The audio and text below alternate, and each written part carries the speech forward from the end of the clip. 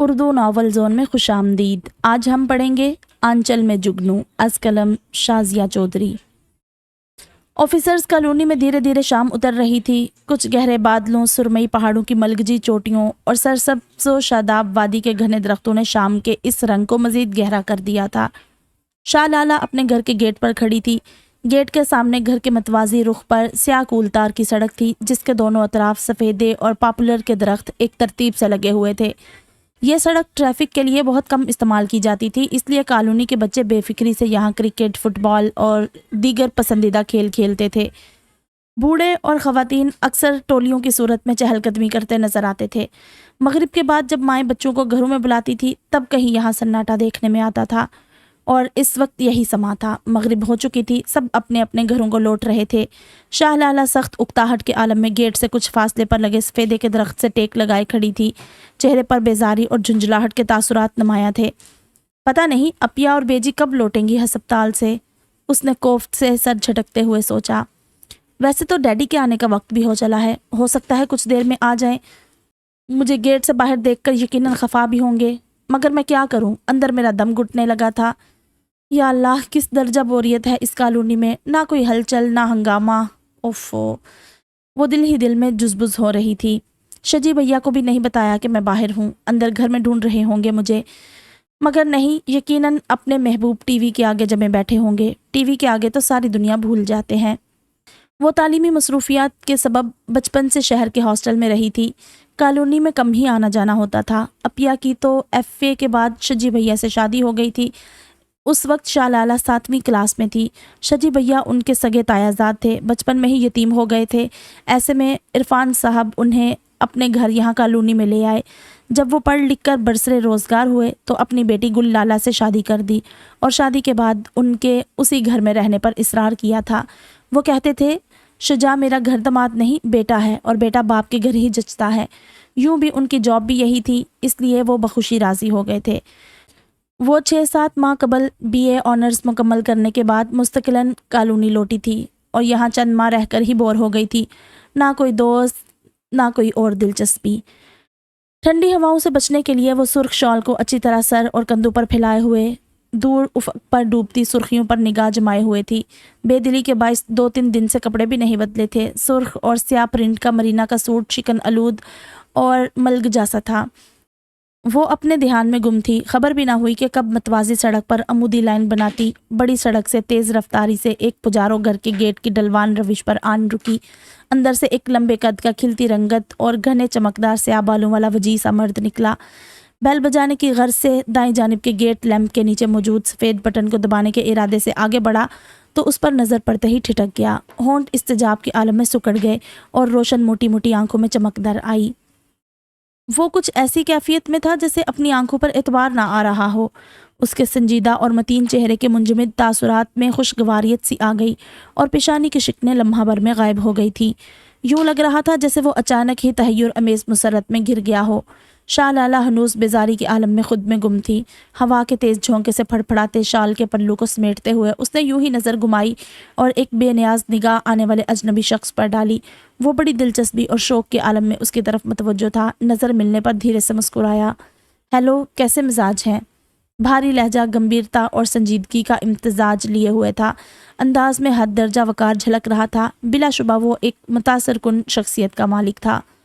Hello, شاہ لالہ نے کچھ الجھے ہوئے بے پرواہ انداز میں کہہ کر اپنی توجہ دوسری طرف مبذول کر لی۔ یہ تک پوچھنے کی زحمت نہیں کی کہ کس سے ملنا ہے، کیا کام ہے۔ سالگرہ مبارک ہو۔ اس بار شاہ لالہ کو حیرت کا جھٹکا سا لگا۔ وہ اب حیران سی بغور اس کی جانب دیکھنے لگی۔ 34 برس کا یہ سوبر سا مرد کیسے جانتا تھا کہ آج اس کا جنم دن ہے؟ اس دوران اندر سے ملازم نے گھنٹی کی آواز سن کر گیٹ کھول دیا تھا۔ اسے دیکھ کر زوردار سلام جھاڑا اور اپنی مویت میں اندر لے گیا۔ کون ہے یہ صاحب؟ انداز تو خاصے شاہانہ ہے۔ وہ حیرانی سے اسے اندر جاتے دیکھ رہی تھی۔ پتہ نہیں ڈیڈی کے ملنے والے ہیں یا شجی بھیا کے۔ جب وہ جی بھر کے باہر کھڑے کھڑے بور ہو گئی تو وہ مزمل قدموں سے اندر چلی آئی اور لان میں کین کی کرسی پر بیٹھ کر آسمان پر چمکتے ستاروں کو دیکھنے لگی۔ اف، کب آئیں گی بیجی اور اپیا؟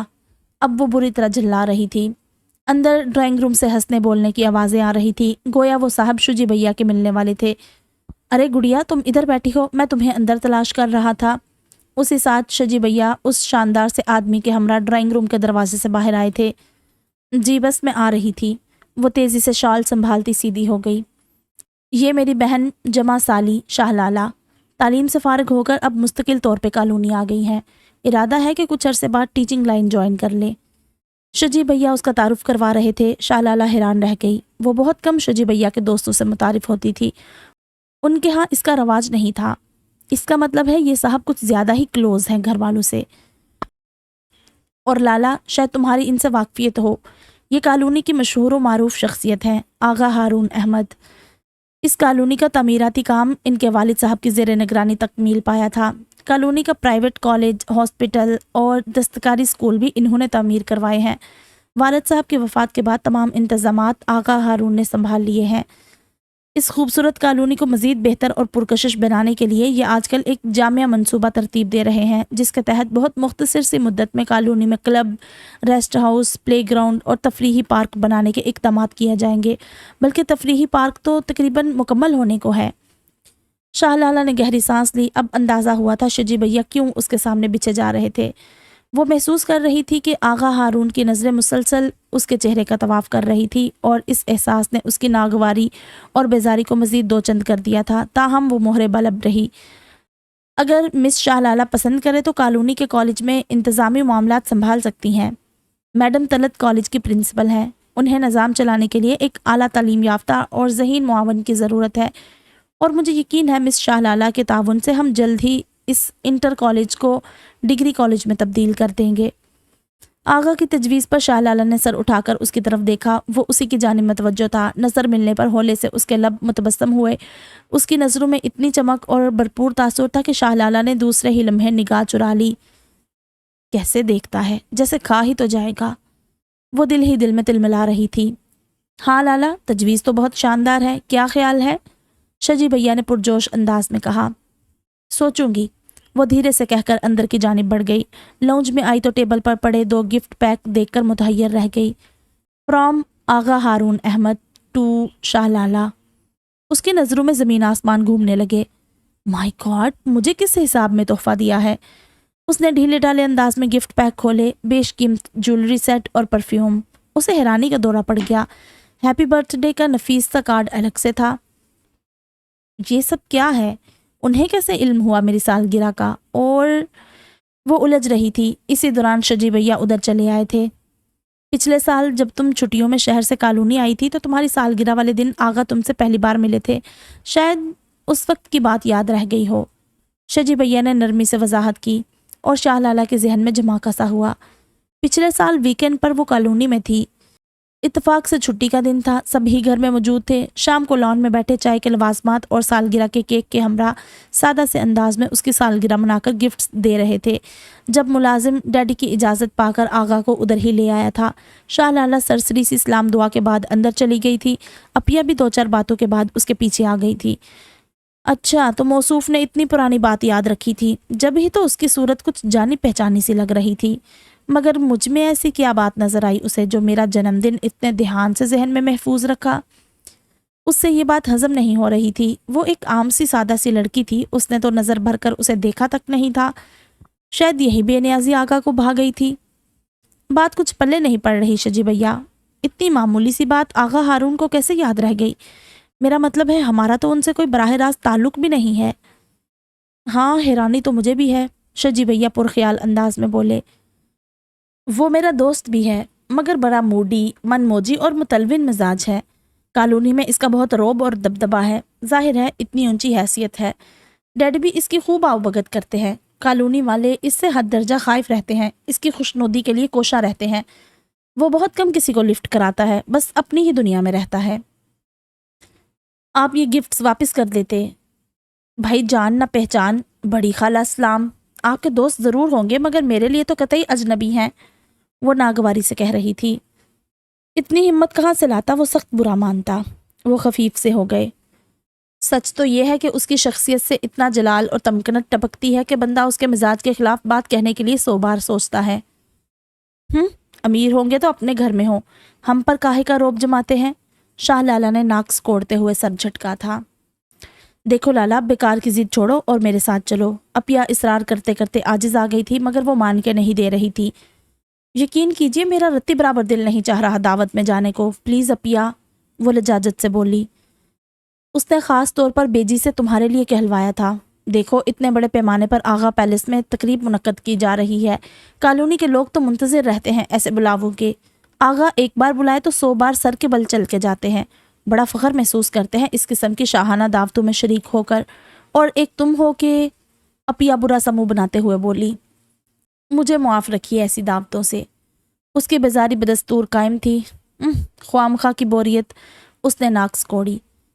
ایک تو تم ہر شے سے بہت جلدی بور ہو جاتی ہو، اپیا زج ہونے لگی۔ میں چاہ رہی تھی تمہاری تھوڑی سی آؤٹنگ ہو جاتی، پھر کالونی کے دیگر معززین سے ملاقات بھی ہو جاتی، دل بہل جاتا تمہارا۔ بھائی سیدھی سی بات ہے، مجھے وہ بندہ ہی نہیں اچھا لگتا، عجیب پر اسرار سی شخصیت ہے اس کی، پھر اس کی گیدرنگ سے مجھے کیا واسطہ، وہ قطعیت سے بولی اور اپیا کو ہار ماننا پڑی۔ شام کو شجی بھیا، اپیا اور ڈیڈی دعوت پر چلے گئے۔ بیجی اس کے خیال سے گھر پر رک گئی تھی۔ وہ ٹائم پاس کرنے کے لیے لاؤنج میں ٹی وی کے آگے جم گئی، صوفے پر نیم دراز ہو کر پروگرام دیکھتے دیکھتے یوں ہی ذرا دیر کو اونگ آ گئی۔ مان فون کی تیز بیل پر وہ ہڑبڑا کر اٹھ بیٹھی، وال کلاک پر نظر گئی تو حیران رہ گئی، وہ گزشتہ 1.5 گھنٹے سے محو خواب تھی۔ کمال ہے، پتہ ہی نہیں چلا۔ وہ چپل گھسیٹتی لابی میں رکھے فون کی طرف بڑھی تھی، کھڑکی کے سمٹے ہوئے پردوں سے باہر گہری ہوتی شام کے عکس واضح نظر آ رہے تھے۔ ہیلو، اس نے شکستہ سے انداز میں ریسیور اٹھایا تھا۔ یہ ستم نہیں تو کیا ہے کہ جس کے اعزاز میں محفل سجائی جائے وہی منظر سے غائب ہو۔ آپ نے بہت ضبط آزمایا ہے ہمارا۔ بھاری مردانہ لہجے کا شاکی پن اور استحقاق برا انداز انگشتے بدندہ کر گیا۔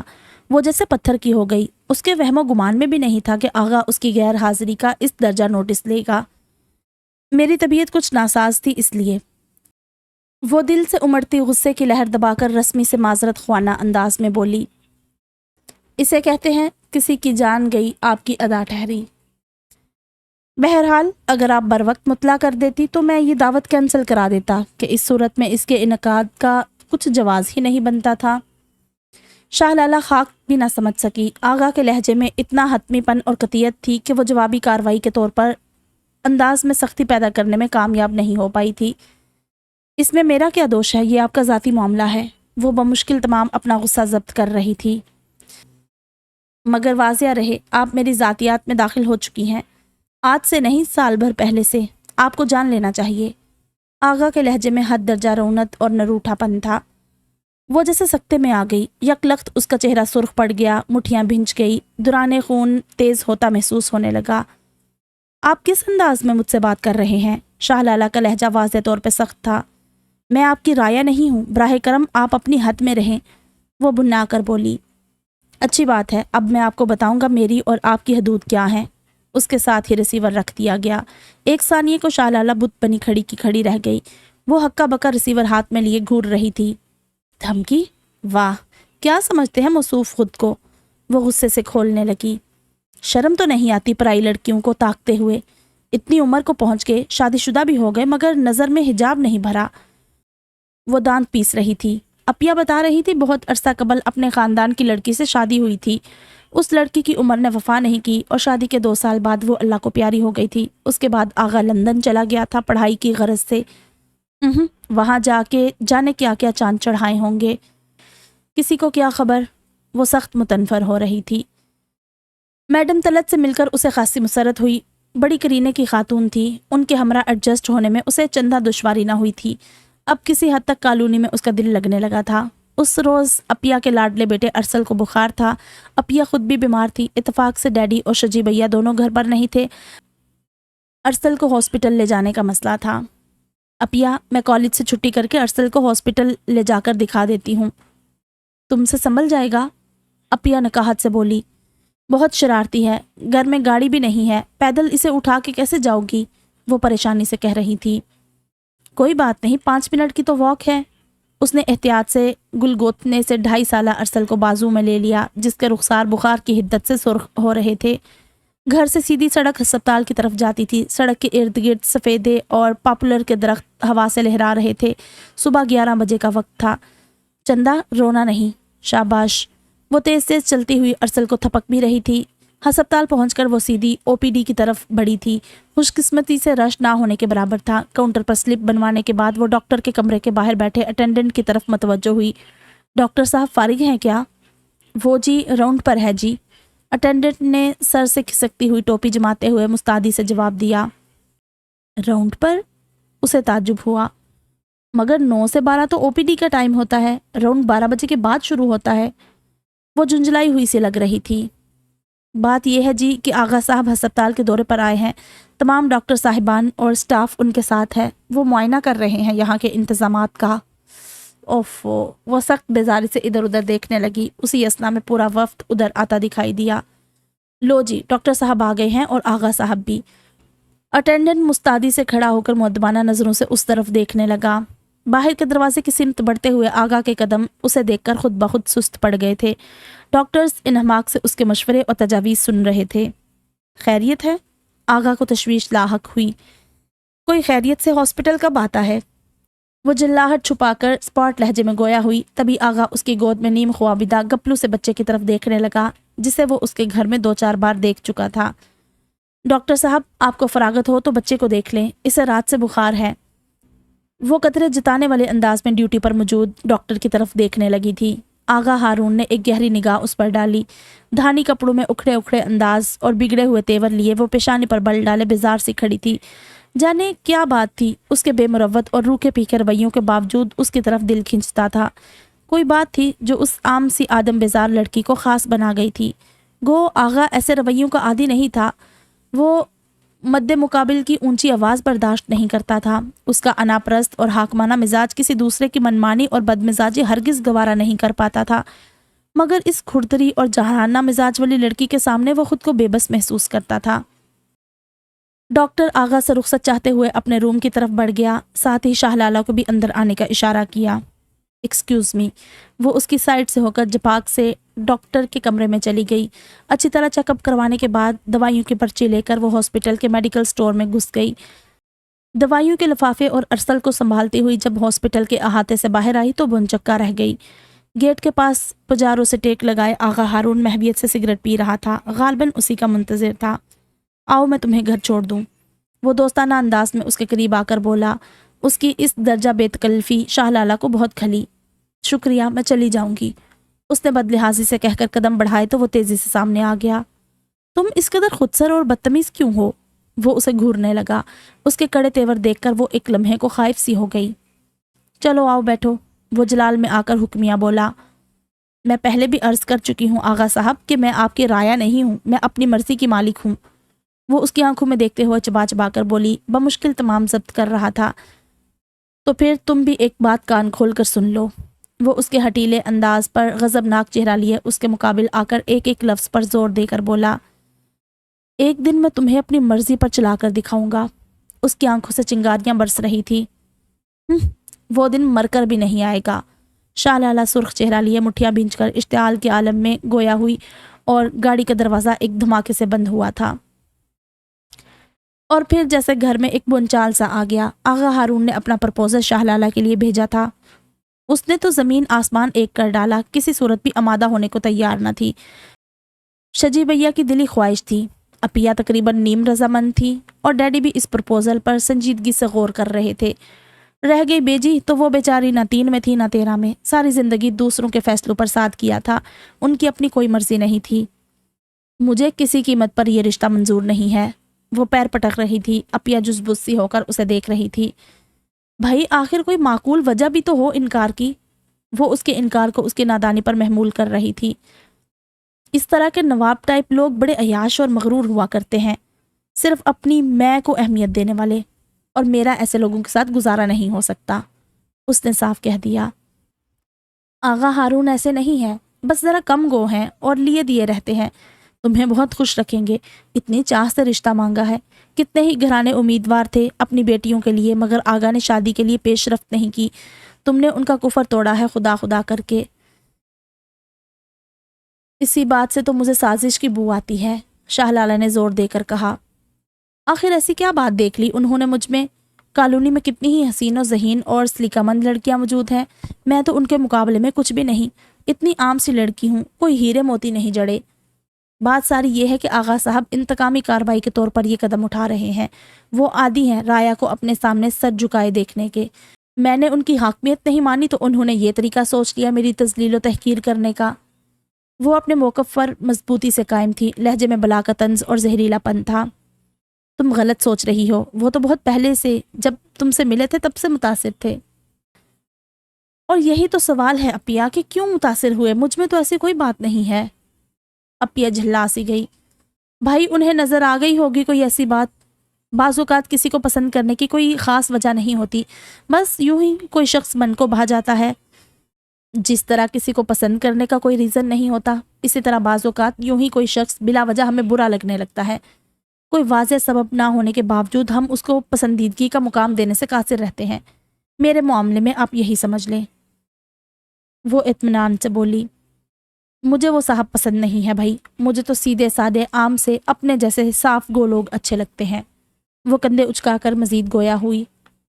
یا خدا، اپیا نے سر تھام لیا، تم تو سچ مچ ٹیڑھی کھیر ہو۔ خبر بھی ہے تمہارے بھیا اور ڈیڈی اس رشتے کے کتنے حمایتی ہیں؟ اپیا بگڑ کر اسے دیکھنے لگی۔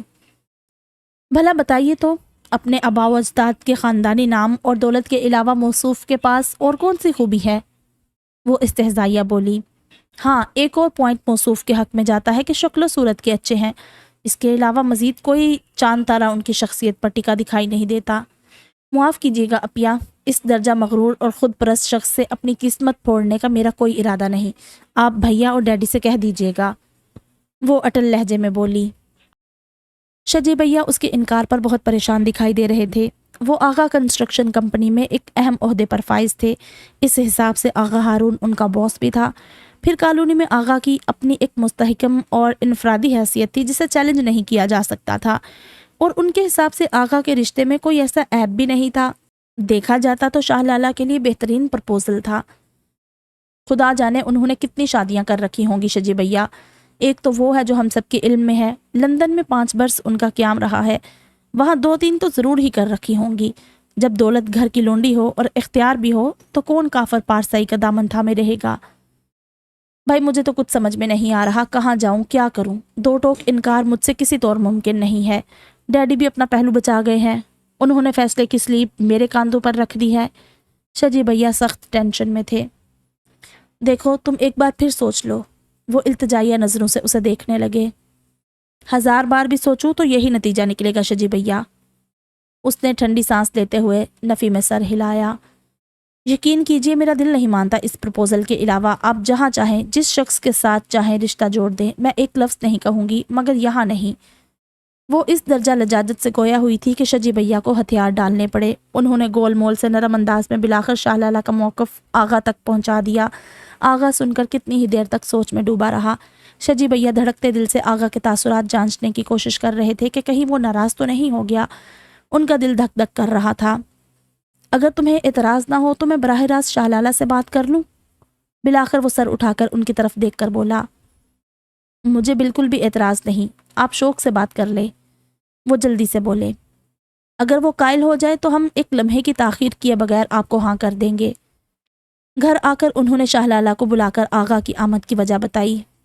کیا مصیبت ہے، کمبل ہی ہو گئے ہم موصوف۔ وہ اندر ہی اندر بری طرح جھلا رہی تھی، تاہم شجی بھیا کے سامنے مہر بلب رہی، مارے باندھے سر ہلا دیا۔ قائل تو ان کے فرشتے بھی نہیں کر سکتے مجھے، اس نے سلگ کر سوچا تھا۔ اس شام آغا کو چائے پر مدعو کیا گیا تھا۔ ڈیڈی ان دنوں اپنے آفیشل ٹور پر کراچی گئے ہوئے تھے۔ اپیا شجی بھیا کے ساتھ ڈرائنگ روم میں میزبان کے طور پر آغا کے سامنے موجود تھی۔ کچھ دیر بعد وہ اس کے کمرے میں آ گئی۔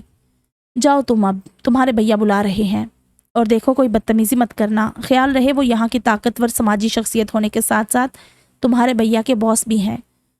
معلوم ہے مجھے۔ وہ برے برے منہ بناتی اٹھ بیٹھی۔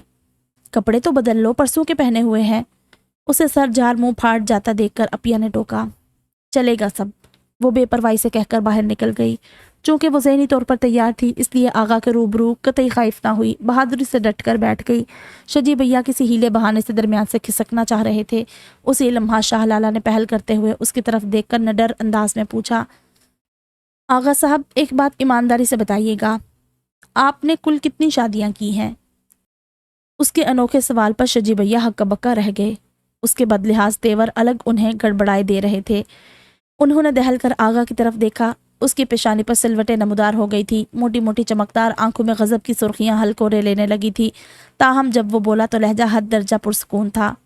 2 ایک 18 برس کی عمر میں بابا جان نے خاندان کی لڑکی زینب سے کی تھی، پھر اس کی وفات کے بعد انگلینڈ میں قیام کے دوران انگریز لڑکی جوزفائن سے شادی کی تھی، مگر یہ تعلق چل نہیں سکا۔ شادی کے 6 ماہ بعد باہمی رضامندی سے طلاق ہو گئی۔ یہ انکشاف شاہ لالہ کے لیے تو تحیر کا باعث تھا ہی، خود شجی بھیا بھی دھک سے رہ گئے۔ ان کے تو گمان میں بھی نہیں تھا کہ آغا 2 شادیاں کر چکا ہے، تو گویا اب مجھ سے شادی رچانے کا ارادہ ہے۔ اس کی حد درجہ بدلحاظی پر آغا بری طرح پیچتاب کھا رہا تھا۔ شجی بھیا بھی برہمی سے شاہ لالہ کو دیکھ رہے تھے۔ اس سے تو بہتر تھا وہ سامنے ہی نہ آتی، خواہ بات بڑھا کر آغا کے غصے کو آواز دے رہی تھی۔ ہاں، آغا نے اس کی آنکھوں میں آنکھیں ڈال کر اٹل انداز میں کہا۔ وہ اس کے جارحانہ تیوروں کی تاب نہ لاتے ہوئے نگاہ چرا گئی۔ آپ نے یہ کیسے سوچ لیا کہ میں سر جھکا کر آپ کے حرم میں چلی آؤں گی؟ اس نے بدلحاظی کی انتہا کر دی۔ اب کہ آغا کا ضبط پارا پارا ہو گیا، وہ سرخ چہرہ لیے اٹھ کھڑا ہوا۔ دس از ٹو مچ۔ وہ آگ بگولا ہو کر بیرونی دروازے کی طرف لپکا۔ شجی بھیا آغا کرتے رہ گئے تھے۔ یہ تم نے کیا کیا؟ انہیں ناراض کر دیا۔ شجی بھیا کے لہجے میں ہراس غالب آ گیا تھا۔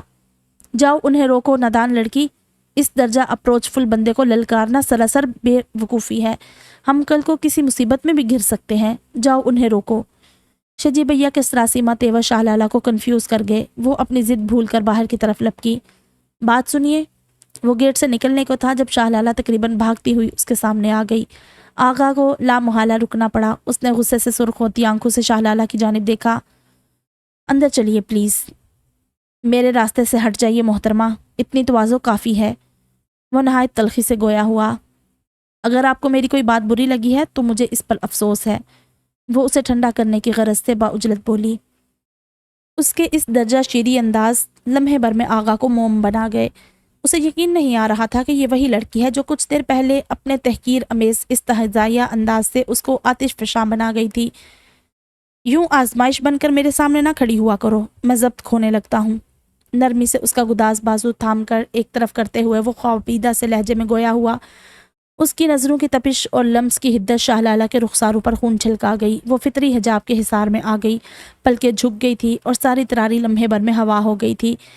پھر وہ سر جھٹک کر تیزی سے اس کی گرفت سے نکل کر ایک طرف ہو گئی۔ آغا گمسم سا بے خود کھڑا اس کو نگاہ کے ذریعے دل میں اتار رہا تھا۔ میں پھر آؤں گا میری زندگی، وہ اس کے سامنے ہولے سے جھک کر مخمور لہجے میں بولا، تمہیں ہمیشہ کے لیے اپنا بنانے کے لیے۔ شاہ لالہ بری طرح چونک کر اس کو گھورنے لگی۔ حیا کا طلسم اور لمس کی میٹھی میٹھی دہکتی ہوئی مدہوشی پل بھر میں رفو چکر ہو گئی تھی۔ آپ کی یہ خواہش کبھی پوری نہیں ہوگی، وہ بننا ہی تو گئی تھی، یہ تو وقت بتائے گا۔ آغا کا انداز بہت چیلنجنگ تھا۔ وہ بل کھا کر رہ گئی۔ ہونی کو کون ٹال سکتا ہے؟ ڈیڈی بھلے چنگے کراچی گئے تھے، واپسی پر روڈ ایکسیڈنٹ میں شدید زخمی ہو گئے اور پھر زخموں کی تاب نہ لاتے ہوئے بالآخر چل بسے۔ گھر میں جیسے کوہرام سمجھ گیا تھا۔ کتنی ہی مدت تک اس حادثے پر دل کو صبر نہیں آیا، مگر وقت ہر زخم کا مرہم ہوتا ہے۔ اب شجی بھیا اور بے جی کو اس کی شادی کی زیادہ فکر رہنے لگی تھی۔ انہی دنوں ایک نیا مسئلہ اٹھ کھڑا ہوا۔ آغا کنسٹرکشن کمپنی کی نئی برانچ لاہور میں کھولی گئی تھی۔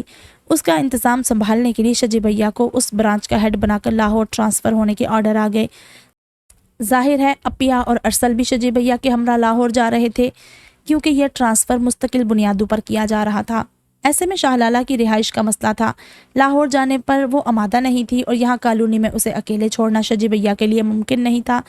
بے شک بے جی اس کے ہمراہ موجود تھی، مگر وہ خود بھی اب بیمار رہنے لگی تھی، اس کی دیکھ بھال کیا کرتی؟ ایسے میں اپیا نے دبے لفظوں میں پھر سے آغا کے پرپوزل کا ذکر چھیڑ دیا۔ شجی بھیا بھی یہی چاہ رہے تھے۔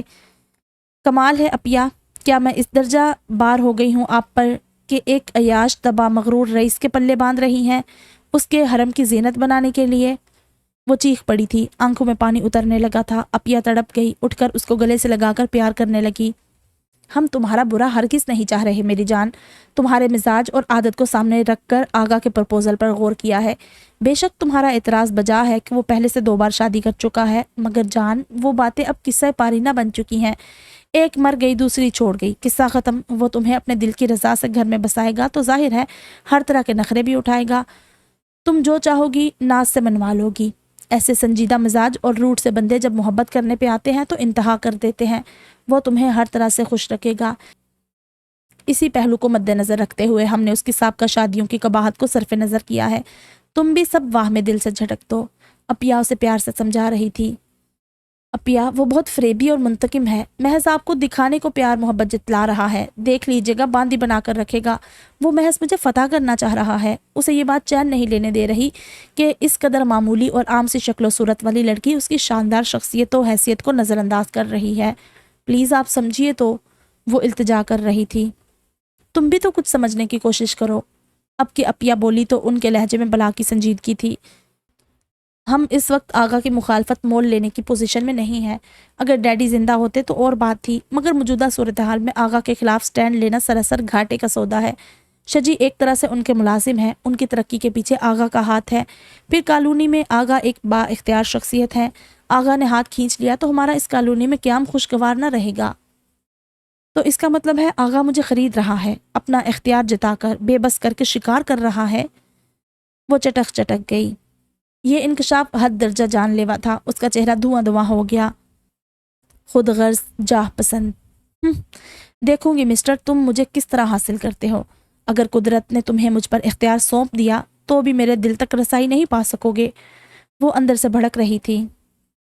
اب بتاؤ تمہارا کیا فیصلہ ہے؟ بس آخری بات بتاؤ تاکہ اس روز روز کی ٹینشن سے جان چھوٹے۔ اپیا تھکی ہوئی آواز میں پوچھ رہی تھی۔ اب انکار کا کیا جواز رہ جاتا ہے اپیا؟ وہ زہر خند ہوئی۔ کسی کو بے دست پا کر اس سے رضا پوچھی جائے تو وہ کیا کرے گا سوائے خود کو حالات کے دھارے پر چھوڑنے کے؟ اتنے شدید دباؤ کے بعد کہاں گنجائش نکلتی ہے؟ موصوف میری قیمت لگا رہے ہیں، کر لیں اپنا انتقام پورا، جائیں کہہ دیں لے آئیں قاضی اور گواہ۔ وہ آنسو چھپانے کو جھپاک سے باہر نکل گئی تھی۔ اپیا سوچتی ہوئی نظروں سے اسے جاتا دیکھتے ہوئے نڈھال سے انداز میں آغا پیلس کا نمبر ملانے لگی تھی۔ وقت گزرنے کے ساتھ ساتھ خود ہی سنبھل جائے گی اور یقیناً ہمارے فیصلے کو سراہے گی، وہ خود کو تسلی دے رہی تھی۔ کیا مصیبت ہے بھائی، یہ احتجاجی مظاہرہ کب تک جاری رہے گا؟ شادی کی تیسری رات بھی جب وہ آغا کے بیڈ روم کا اندرونی دروازہ کھول کر برابر والے کمرے میں سونے کی غرض سے قدم بڑھانے لگی تو وہ زج ہو کر بول پڑا تھا۔ شاہ لالہ نے ایک کٹیلی نگاہ اس پر ڈالی۔ مجھ پر اپنی جارحداری قائم کرنا تھی سو کر لی، اب آپ کو اس سے کیا غرض کہ میں کہاں جا کے سوتی ہوں؟ اس کی بات پر آغا مانی خیز نظریں اس پر جما کر آہستگی سے مسکراتا ہوا اس کے سامنے آ گیا۔ کہاں قائم کرنے دی ہے اجارہ داری؟ ساری حسرتیں دل کے تہہ خانے میں بند پڑی ہیں، تمنائیں بےتاب اور آرزوئیں بے قرار ہیں تمہارے وجود پر تسلط جمانے کو، مگر اس نے دانستہ فکرہ ادھورا چھوڑ دیا اور ہولے سے اس کے ماتھے پر جھولتی لٹ کو کھینچا۔ وہ جو اس کے سرگوشی کرتے لہجے کے خمار اور مانویت پر پوری جان سے کانپ گئی تھی، اس کی جسارت پر آگ بگولا ہونے لگی۔ زیادہ فری ہونے کی ضرورت نہیں ہے، وہ سختی سے کہہ کر لٹ چھڑانے لگی۔ میں اس وقت اس سے بھی زیادہ فری ہونے کی ضرورت محسوس کر رہا ہوں۔ وہ برجستگی سے گویا ہوا، پھر ہاتھ بڑھا کر اس کا بازو تھام لیا۔ شاہ لالہ کو جیسے کرنٹ سا لگا، اس کی قربت اسے حواس باختہ کرنے لگی تھی۔ وہ بے دم ہونے لگی۔ ہاتھ ہٹائیے، وہ نظر ملائے بنا اپنے بازو کو اس کی فولادی گرفت سے آزاد کرانے کی صحیح کر رہی تھی۔ اور تم یہ تکلف ہٹا دو نا، وہ اس کی آنکھوں میں جھانکتے ہوئے وارفتگی سے بولا۔ مجھے بیوقوف بنانا اتنا آسان نہیں ہے آغا صاحب، میں مفت میں ہاتھ آنے والا مال نہیں ہوں۔ آپ کی امارت، آپ کی حیثیت، شان و شوکت اور وجاہت میری نظر میں کسی ایک چیز کی بھی اہمیت نہیں ہے۔ میں ان ہتھ کنڈوں سے مرعوب ہونے والی لڑکی نہیں ہوں۔ اس چمک دمک سے کوئی عقل کا اندھا ہی متاثر ہوگا، صرف اپنے گھر والوں کے مفاد کی خاطر مجبوری کا سودا کیا ہے۔ اس کا بے لچک اور قطعی انداز اپنے عروج پر تھا۔ آغا کو جھٹکا سا لگا، نظروں کی جوت بجھ گئی۔ وہ تو سمجھ رہا تھا کہ وہ اس کے جذبوں کو پذیرائی بخش کر اس کے ساتھ شادی پر رضامند ہوئی ہے۔ جذبات سے سرشار دل یکدم ویران ہو گیا۔ کس نے کہا تھا مجبوری کا سودا کرنے کو؟ نہ کرتی۔ جذبوں پر انا کا نقاب چڑھا کر وہ درستی سے بولا اور اس کا بازو چھوڑ دیا۔ تم نے بہر طور آغا پیلس آنا ہی تھا۔ میں جس کو ایک بار حاصل کرنے کا سوچ لوں اس کو اپنا بنا کر ہی دم لیتا ہوں۔ ہاں، اور اب تو آپ 3 مرتبہ یہ سعادت حاصل کر چکے ہیں۔ اس نے لفظ 3 پر خاص طور پر زور دیا تھا۔ وہ بھڑک اٹھا۔ زبان سنبھال کر بات کرو، اپنے اور میرے مقام کا تعین کر کے بولا کرو، ورنہ میں لحاظ نہیں کروں گا۔ یہ دھمکی کسی اور کو دیجیے گا۔ اس کے ہٹ درم انداز نے جلدی پر تیل کا کام کیا۔ آغا نے شعلہ بار نظروں سے اسے دیکھتے ہوئے ایک جھٹکے سے اس کا بازو مروڑتے ہوئے سامنے پڑی کرسی پر دھکا دے دیا۔ تکلیف کی زیادتی سے بے اختیار شاہ لالہ کے منہ سے چیخ نکل گئی تھی۔ آپ تشدد سے کام لے کر میرا دل فتح نہیں کر سکتے، لکھ لیجئے بے شک۔ اس کی آنکھوں میں اترتے آنسو اور لہجے میں دہکتا الاؤ آغا کے بھڑکتے ہوئے انداز پر پانی ڈالنے لگا۔ وہ جو اسے سبق سکھانے کا ارادہ کیے ہوئے تھا، اس کے بڑھتے ہوئے قدم سست پڑنے لگے۔ وہ آہستگی سے پیچھے ہٹ گیا۔ کچھ بھی صحیح وہ اس کی محبت تھی، وہ اس کے ساتھ زیادتی نہیں کر سکتا تھا۔ وہ بازو سے ہلاتی آنسو پیتے ہوئے اندرونی دروازے سے دوسرے کمرے میں گھس گئی اور جلدی سے لاک لگا کر بستر پر آ گئی تھی۔ اپیا کچھ عرصہ بعد اس سے ملنے اور اس کی خیر خبر لینے کے لیے آغا پیلس آئی تو اس کے بے پرواہ انداز دیکھ کر ہکا بکا رہ گئی۔ ان کا تو خیال تھا کہ اسے اب عقل آ گئی ہوگی۔ انہوں نے اسے اعتماد میں لے کر بڑے پیار سے نرمی سے سمجھایا، مگر وہ اپنے موقف پر ڈٹی ہوئی تھی۔ آپ لوگوں نے اور انہوں نے جو زبردستی کرنی تھی کر لی، اب کیا چاہتے ہیں آپ لوگ مجھ سے؟ جو ناپسندیدہ ہے وہ ہر حال میں ناپسندیدہ ہے۔ زبردستی کوئی کسی کو اچھا یا برا نہیں لگ سکتا۔ میں کیسے ان کی پذیرائی کروں؟ میرے دل میں کوئی گنجائش، کوئی مثبت تاثر ہی نہیں ہے۔ دھمکی اور اختیار سے انتقام کے لیے حاصل کی گئی ہوں میں۔ اپیا اس کے ذہن سے آغا کے لیے بنا ہوا منفی تاثر ختم کرنے میں ناکام رہی تھی۔ پھر کتنے ہی دن بیت گئے۔ آغا ہارون نے اسے اس کے حال پر چھوڑ دیا تھا۔ اس کے معمولات میں کم ہی مداخلت کرتا۔ پھر اس کی اپنی بے تحاشا مصروفیات تھی۔ کبھی کنسٹرکشن کمپنی کے سلسلے میں لاہور کراچی کے چکر لگتے، کبھی کالج، ہاسپٹل اور اسکول کے مالی اور انتظامی امور کے سلسلے میں ذمہ دار افراد ملاقات کے لیے آ رہے ہیں، کبھی آئندہ کے منصوبوں کی تکمیل کے لیے انجینئرز اور منتظم حضرات سے میٹنگ طے کی جا رہی ہے۔ وہ مخصوص نوابانہ عیاشیاں کس وقت کرتے ہوں گے موصوف؟ شاہ لالہ بے چینی سے منتظر تھی اسے رنگے ہاتھوں پکڑنے کے لیے۔ یہ سنجیدہ قسم کی مصروفیات تو دکھاوا ہے محض، اصل رنگ تو بعد میں کھلیں گے۔ اس روز شام کو وہ بے مقصد سے انداز میں لان میں بیٹھی ہوئی تھی۔ ہلکی پھلکی پھوار اسے بھگو رہی تھی۔ وہ اپنے خیالات میں اس قدر محو تھی کہ بارش اور آغا دونوں کے آنے کی خبر نہ ہو سکی۔ بارش میں کیوں بیٹھی ہو؟ وہ خالی و ذہنی کے عالم میں اس کی طرف دیکھنے لگی۔ تم سے ہی کہہ رہا ہوں بھائی، اتنی ٹھنڈ میں بیمار ہونا ہے کیا؟ وہ دوبارہ بولا تو اسے صحیح معنوں میں ہوش آیا۔ آسمان پر پانیوں سے بھرے بادل تیر رہے تھے تو یقیناً کچھ دیر بعد جل تھل ہو جانی تھی۔ بارش اچھی لگتی ہے کیا؟ ایک لمحے کو کچھ سوچ کر وہ بھی اس کے مقابل لان چیئر گھسیٹ کر بیٹھ گیا۔ پتہ نہیں، وہ بیزاری سے گویا ہوئی۔ آغا نے ایک لمحے کو اس کے گندمی گالوں پر ٹکے بارش کے قطروں کو دلچسپ نظروں سے دیکھا، پھر ہلکا سا مسکرا دیا۔ ایسی ہی بے نیاز سی، خود میں مگن، عالم سے بیگانہ کیفیت میں نے پہلی بار تمہیں تمہاری سالگرہ کے موقع پر دیکھا تھا۔ خود فراموشی کی وہ شاہانہ اور مغرور ادا مجھے تمہاری طرف متوجہ کر گئی۔ پھر ٹھیک 1 سال بعد دوبارہ تمہیں سفیدے سے ٹیک لگائے گیٹ کے آگے اسی موڈ میں کھڑے دیکھا تھا۔ لڑکیوں میں یہ ادا اچھی لگتی ہے، حد درجہ منجمد، محو اور بے نیاز سا شاہانہ انداز مقابل کو بات کرنے سے قبل 100 بار سوچنے پر مجبور کر دیتا ہے، غیر مرد کی ساری جرتیں بہا کر لے جاتا ہے۔ لڑکیوں میں نسوانی غرور اور بے نیازی ہونی چاہیے کہ یہ غیر مردوں کے دست ہوس سے بچنے کے لیے بہترین حفاظتی باڑ کے کام کرتے ہیں۔ ہاں مگر واضح رہے، غیر مردوں کے لیے، اپنے مرد کے لیے ہرگز نہیں۔ وہ قدرے آگے کو جھک کر معنی خیز انداز میں زور دے کر بولا تھا۔ فراڈی، جال میں کسنے کے لیے دانہ ڈال رہا ہے۔ وہ بالکل بھی متاثر نہیں ہوئی تھی اس کی نرم خوئی سے۔ اس کی پیشانی شکن آلود ہونے لگی تھی۔ ہونٹ چباتے ہوئے گردن موڑ کر دوسری طرف دیکھتے ہوئے وہ گویا اپنی لاتعلقی کا اظہار کرنا چاہ رہی تھی۔ آؤٹنگ پر چلو گی؟ راستے میں بارش بھی انجوائے کر لینا۔ ویسے تو وہ کبھی جانے پر آمادہ نہ ہوتی، مگر اس وقت سچ مچ اتنی بیزار ہو رہی تھی کہ تھوڑی سی پسوپش کے بعد تیار ہو گئی تھی۔ آغا اپنی پجاروں نکالنے لگا۔ ڈرائیور صاحب کو دیکھ کر لپکا، مگر آغا نے ہاتھ کے اشارے سے اسے واپس اپنے کوارٹر میں جانے کو کہہ دیا۔ وہ لوگ ابھی کالونی سے نکلے ہی تھے کہ بارش زور و شور سے برسنے لگی۔ اودے اودے سیاہی مائل سبز پہاڑوں پر دھند سی چھا رہی تھی۔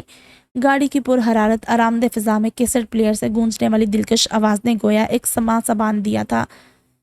چاہی تھی دل نے تجھ سے وفا، کم بہت ہی کم، شاید اس لیے ہے گلا، کم بہت ہی کم۔ شاہ لالہ نے درزیدہ نظروں سے ڈرائیونگ میں مگن آغا کے بھاری بالوں برے سفید ہاتھوں کو سٹیئرنگ پر حرکت کرتے دیکھا۔ وہ کسی گہری سوچ میں گم، لب بھینچتے ونڈ اسکرین پر نگاہ جمائے ہوئے تھا۔ جلتے سنا چراغ سے دامن ہزار بار، دامن سے کب چراغ جلا، کم، بہت ہی کم۔ صدیوں سے یوں تو ہے یہاں انسان کا وجود، انسان ہم کو کب ہے ملا، کم، بہت ہی کم۔ بہت خوبصورت غزل تھی اور شاید آغا کی پسندیدہ بھی۔ آ جائیے کہ آپ سے پہلے نہ آئے موت، اب وقت رہ گیا ہے بہت کم، بہت ہی کم۔ اس کے بعد کیسٹ کا اگلا گانا شروع ہو گیا تھا۔ اے میرے ہم نشیں چل کہیں اور چل، اس چمن میں اب اپنا گزارا نہیں۔ بات ہوتی گلوں تک تو سہ لیتے ہم، اب تو کانٹوں پہ بھی حق ہمارا نہیں۔ دل کو بہلائیں کیسے شب ہجر میں، دل بہلنے کا کوئی سہارا نہیں۔ چاند بھی چھپ گیا، رات بھی ڈھل گئی، آسمان پر کوئی بھی ستارہ نہیں۔ شاہ لالہ حیران ہو رہی تھی کہ اس درجہ رئیسانہ مزاج والے شخص کا ذوق اتنا نفیس بھی ہو سکتا ہے۔ وہ گیت کے بولوں میں گم تھا اور شاید اس آواز کے ذریعے اسے بھی کچھ جتانا چاہ رہا تھا۔ جانے کس کی لگن کس کی دھن میں مگن، جانے کس کی لگن کس کی دھن میں مگن، جا رہے تھے کہیں مڑ کے دیکھا نہیں۔ ہم نے آواز پر تم کو آواز دی، پھر بھی کہتے ہو ہم نے پکارا نہیں۔ میرا ذوق نظر آزما لیجئے، گر ہو بجلی گرانا گرا لیجئے۔ میں بھی گھر سے چلا ہوں یہی سوچ کر، آج نظریں نہیں یا نظارہ نہیں۔ شاہ لالہ نے بے ساختہ اس کی طرف دیکھا۔ عین اسی لمحے آغا نے ونڈ اسکرین سے نگاہ ہٹا کر اس کی جانب دیکھا تھا۔ نظروں کا تصادم ہوا تو آغا کی نظروں کی جارحانہ چمک سے ہراساں ہو کر اس نے فوراً ہی نگاہ چرا لی تھی۔ جانے کیا ارادے ہیں موصوف کے، اف اللہ، اب برستے ہوئے سرد موسم میں تو گاڑی کے علاوہ کوئی جائے پناہ بھی نہیں ہے۔ اس نے جھرجھری سی لی تھی۔ بلاخر گاڑی سڑک کے بائیں طرف استادہ ایک سرسبز سے پہاڑ کے دامن میں رک گئی۔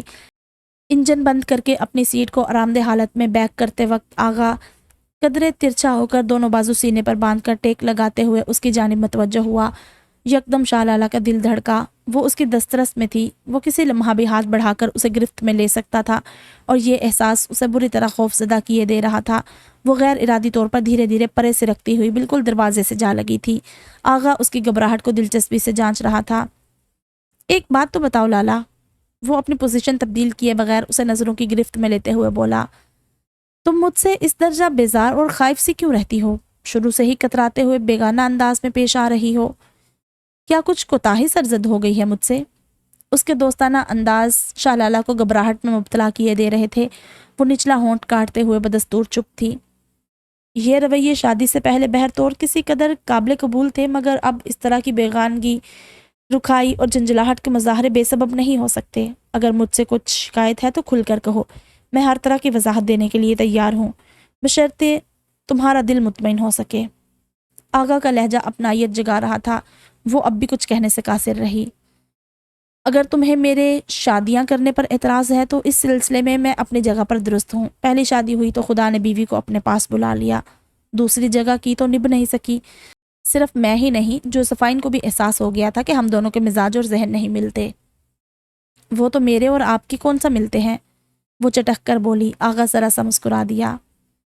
تمہاری ذات میں ایک مضبوطی اور قطعیت ہے، تم اس درجہ پر اعتماد اور اٹل شخصیت کے طور پر سامنے آئی ہو کہ مقابل خود بخود تمہارے کردار کی پاکیزگی اور پختگی کا قائل ہو جاتا ہے۔ مجھے فیصلہ کن نیچر رکھنے والے، زندگی کی آنکھوں میں آنکھیں ڈال کر جینے والے لوگ بہت انسپائر کرتے ہیں کہ ایسے لوگ اپنی چیلنجنگ طبیعت سے کام لے کر ناممکن کو بھی ممکن بنا دیتے ہیں۔ میں خود بھی ایسا ہی ہوں، ہاں، مگر تم میں کچھ اضافی اوصاف ہیں جو نباہ کی راہ میں حائل ہو رہے ہیں۔ تم ضدی اور کچھ ہٹیلی سی ہو، جو بات ایک بار دماغ میں بٹھا لو اس سے آگے نہیں سوچتی، اور یہ چیز بہت نقصان دہ ہوتی ہے۔ بندے کو لچک اور گنجائش ضرور رکھنی چاہیے، خصوصاً عورت کو اپنے شوہر کے مقابل ہٹ درمی، انا پرستی اور بدمزاجی کا مظاہرہ نہیں کرنا چاہیے۔ اس کی ذو معنی متبسم نظروں کے جواب میں وہ جز سی ہو کر ادھر ادھر دیکھنے لگی تھی۔ کیسے تاک تاک کر تیر چلا رہے ہیں، جانتے ہیں نا کہ اس وقت میں سب کچھ دیکھنے سننے پر مجبور ہوں۔ وہ بے نیازی دکھانے کو کھڑکی کی طرف گردن موڑ کر دیکھنے لگی۔ باہر ایک تواتر سے بارش ہو رہی تھی۔ اس لمحے اسے قیمتی مردانہ پرفیوم اور سگریٹ کی ملی جلی خوشبو اپنے بہت قریب محسوس ہوئی۔ بوکھلا کر گردن موڑی تو سٹ پٹا کر رہ گئی۔ آغا اس کے قریب جھک کر اس کا ہاتھ تھامنے کو تھا۔ اس نے برق کسی تیزی سے اپنے آپ کو سمیٹ کر گویا اس کی دسترس سے بچنے کی بے سود سی کوشش کی۔ فکر نہیں کرو، تمہیں تمہاری رضا کے بغیر ہاتھ نہیں لگاؤں گا، وہ چبھتے ہوئے انداز میں بولا۔ فی الوقت میں تمہاری موجودگی کو محسوس کرنا چاہ رہا ہوں، کم آن۔ دوسرے ہی لمحے اس کا لرزتا ہوا سرد اور گداس ہاتھ آغا کے مضبوط ہاتھ میں دب چکا تھا۔ تم نے نیل پالش نہیں لگائی، اتنے خوبصورت اور چمکدار ناخن ہیں۔ وہ بغور اس کے ہاتھ کا جائزہ لے رہا تھا۔ تمہارے چہرے میں، آنکھوں اور بالوں میں، بلکہ پورے سراپے میں ایک خاص قسم کی چمک اور شفاف پن ہے۔ یہی چمک تو مجھے اسیر بنا گئی تھی۔ وہ بے تکلفی سے حقائق دل اسے سنا رہا تھا۔ وہ بے اختیار نروس سی ہونے لگی۔ آغا کی گہری نظروں کو وہ اپنے وجود پر متحرک محسوس کر سکتی تھی۔ اس کے دھیمے لہجے کی گمبھیرتا اسے گڑبڑانے پر مجبور کر رہی تھی۔ آغا نے اس کا ہاتھ اپنی مٹھی میں مکید کیے، اس کی طرف دیکھ کر ٹھنڈی سانس لی۔ ایک لمحے کو اس کے دل کی بے ایمان ہوتی دھڑکنوں نے اسے اکسایا تھا۔ جی چاہا اسی ہاتھ کو بھرپور جھٹکا دے کر اس کے ٹھنڈے پڑے نازک سے گداز وجود کو خود سے قریب کر لے اور خود میں سمو کر جذبوں کی ساری پیاس بجھا لے، مگر وہ خود سے کیے گئے عہد کے ہاتھوں بے بس تھا۔ اس سے پہلے کہ وہ گستاخی پر آمادہ کرتے، اس خوابناک ماحول کی لپیٹ میں آ کر وہ بہک جاتا، اس نے تیزی سے اس کا ہاتھ چھوڑ کر سیدھے ہوتے ہوئے گاڑی سٹارٹ کر دی کہ خود پر قابو پانے میں اسے خاصی دشواری کا سامنا ہو رہا تھا۔ ریسٹ ہاؤس اور کلب کی تعمیر کے سلسلے میں کاغذی کارروائی مکمل ہو چکی تھی۔ آج کل آغا تندہی سے ان کی تعمیر کے کام کی نگرانی کر رہا تھا۔ دن رات مصروف رہتا تھا۔ شاہ لالہ نے کالج جانے کا معمول جاری رکھا تھا۔ صبح سے دوپہر تک وہاں وقت گزر جاتا، مگر اس کے باوجود باقی دن کاٹے نہیں کٹتا تھا۔ اکتا دینے والی شامیں اور بے چین راتیں۔ ایک تو بیجی بھی کالونی میں نہیں تھی۔ شجی بھیا انہیں اپنے ساتھ لاہور ہی لے گئے تھے۔ اچانک اس کے ذہن میں ایک خیال آیا۔ اس شام وہ بے چینی سے آغا کا انتظار کر رہی تھی۔ صاحب کب تک آ جائیں گے؟ شام گہری ہونے لگی تو وہ کچن میں مصروف ملازم سے پوچھ بیٹھی۔ خود اسے تو آغا کے معمولات کا علم ہی نہیں تھا۔ گھر بار میں بھی کبھی دلچسپی نہیں لی تھی۔ گھر کا کام ملازم کرتے تھے اور آغا کی ضروریات کا خیال رکھنے کو اس کا خاص ملازم شریف الدین موجود رہتا تھا۔ وہ جی شریف کو بہتر پتہ ہوگا، خان سما نے انکساری سے جواب دیا۔ شریف کو ڈھونڈتی ہوئی وہ آغا کے بیڈ روم میں آئی تو وہ وارڈروب کھولے صاحب کے کپڑے سیٹ کرتا نظر آیا۔ آج جاپانی تعمیراتی کمپنی کے صدر سے صاحب کی میٹنگ ہے بی بی جی، شام 6 بجے سے 8 بجے تک جاری رہے گی۔ پھر صاحب انہیں ڈنر کے لیے شہر کے 5 اسٹار ہوٹل میں لے جائیں گے، وہیں ان کی رہائش کا بندوبست بھی کیا گیا ہے۔ اندازاً رات 10 بجے تک واپس لوٹیں گے صاحب، شریف نے مؤدب ہو کر جواب دیا۔ وہ گہری سانس لے کر رہ گئی۔ انتظار تو کرنا ہی تھا۔ 10 کی بجائے 11 بج گئے تھے۔ وہ برآمدے میں سنگ مرمر کی سیڑھیوں پر بیٹھی سرخ بجری کی گیٹ تک جاتی روش پر نگاہ جمائے ہوئے تھی۔ برآمدے کی سبز مائل روشنی والی ٹیوب لائٹس آن تھی۔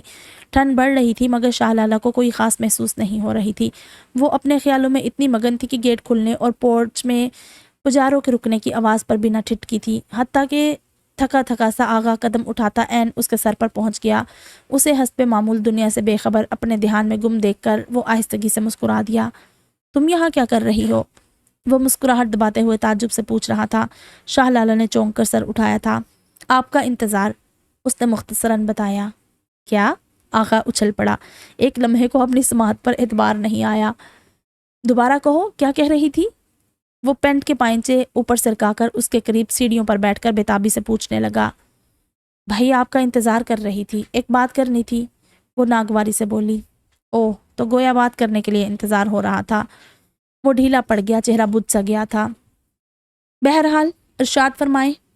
مگر سنو، کیا ہی اچھا ہو جو تم میرے بیڈ روم میں آ کے بات کر لو۔ میں سخت تھکا ہوا ہوں اور چینج کر کے گرم بستر میں گھسنے کی خواہش رکھتا ہوں۔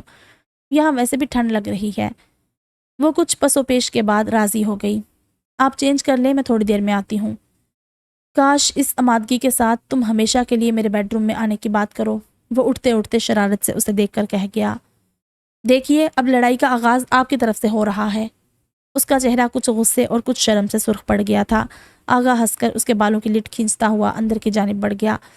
وہ کم از کم آدھے گھنٹے بعد اس کے بیڈ روم میں داخل ہوئی تو وہ آرام سے لحاف میں دبکا ہوا نیم دراز سا اس کا منتظر تھا۔ وہ جھجکتے ہوئے اندر آ گئی۔ دروازہ پوری طرح کھلا رہنے دیا تھا۔ بھائی دروازہ تو بند کرتی آؤ، سارے ہیٹنگ سسٹم کا ستیہ ناش ہو جائے گا۔ میں بس 2 منٹ میں جا رہی ہوں۔